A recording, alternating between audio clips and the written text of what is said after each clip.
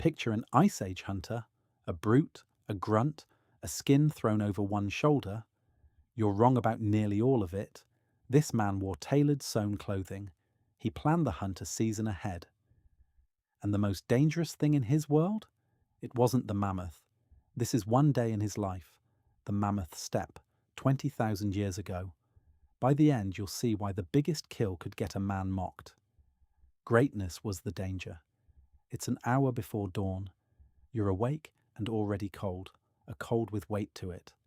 Outside the hides, the air sits near -30. The wind runs across open ground for 1,000 miles. No trees, no farms, no villages, no fields. And there won't be anywhere on Earth for 10,000 years. Not for 10,000 years. Pull back the hide and look out. In your time, this is the largest cold grassland on Earth. It runs from Spain across Europe and Asia. Dusty plain, a pale sun, herds to the horizon, woolly mammoth, woolly rhino, wild horse, steppe bison. And here's what people get most wrong about you. You are not shivering in a raw pelt.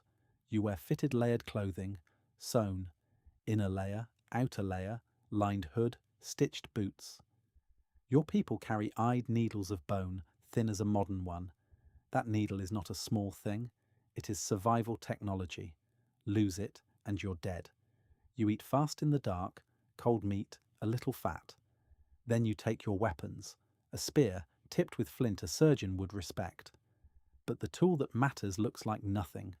A short antler rod with a hook at one end. A spear thrower.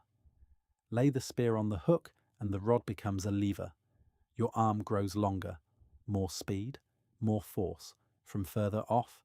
Without it, you must touch a half-ton animal to kill it. With it, you strike from 20 paces.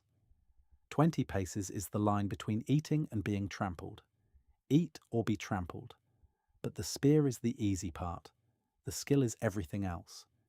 You know, because your father knew, that in autumn the reindeer move.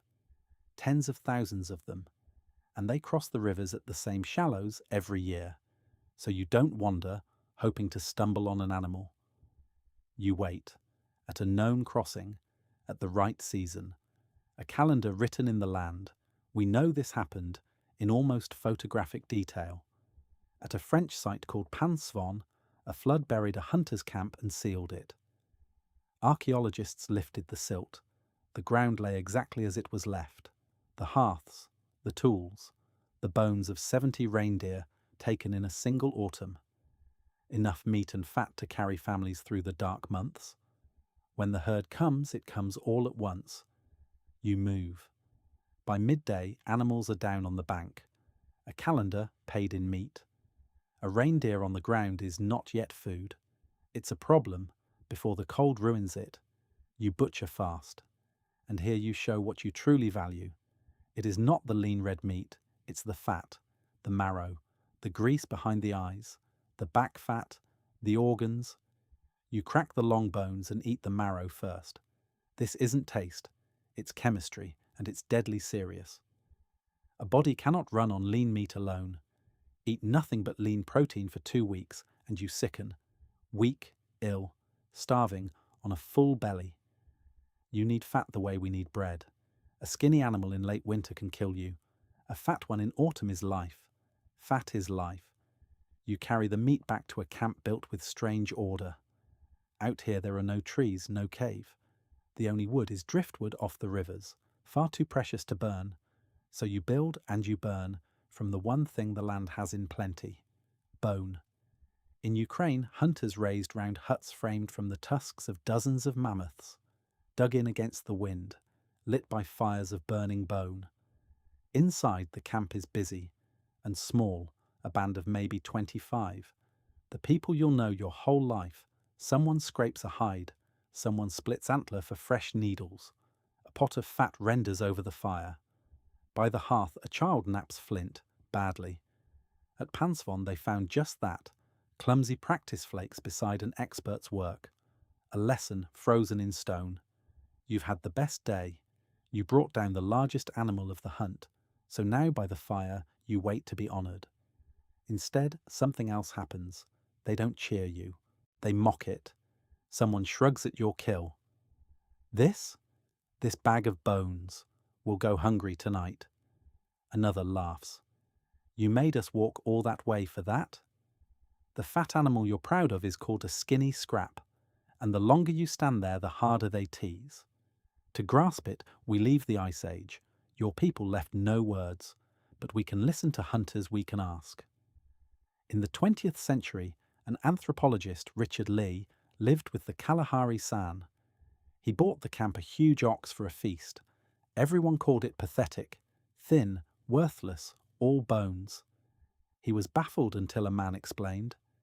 A young hunter who kills a lot starts to think himself a big man, so we refuse to praise him. We cool his heart and make him gentle. So the meat is shared to everyone, and the killer's pride is cut back down. They call it a levelling mechanism. A band of 25 has no police, no chief, no walls. The real danger is not a bad hunt. It's a man who thinks he's better than the rest. Now, a careful line, because honesty is the point. We can't prove your band did exactly this. The San are not living fossils. But this custom appears again and again among hunters who must share. It tells us something powerful was possible. For most of human history, the biggest kill didn't make you a king. It made you a target. So you swallow your pride and the meat goes to everyone. The light goes early and hard. The dark out here is total. No glow on any horizon, just stars and the red eye of the hearth. You are not the only hunter on this steppe. Out in the black, cave lions, bigger than any lion alive today. Hyenas. And the cold, the most patient predator of all. So you keep close to the fire, inside the band. Your life is not only suffering, your people make beauty. Some go deep into caves with stone lamps, rock bowls burning fat on a juniper wick. By that small flame, they paint horses and lions on the walls. They carve figures from ivory. They string beads, hundreds of hours of work, and bury their dead wearing them. And you'll likely live longer than people say. You've heard no one in the Ice Age reach 30. That's a trick of arithmetic. So many babies die that the average is dragged down. Survive childhood, and 50 or 60 is a fair hope. There are grey-haired elders in your camp. With no writing, the older the only library. The elder who remembers the worst winter is why the band survives the next one. Memory is the survival kit. So that's your day. The cold, the crossing, the marrow cracked from bone, the meat shared out. Your pride gently destroyed by the people who love you. And notice what kept you alive. It wasn't your strength. It wasn't even your spear. It was the needle that sewed your clothes.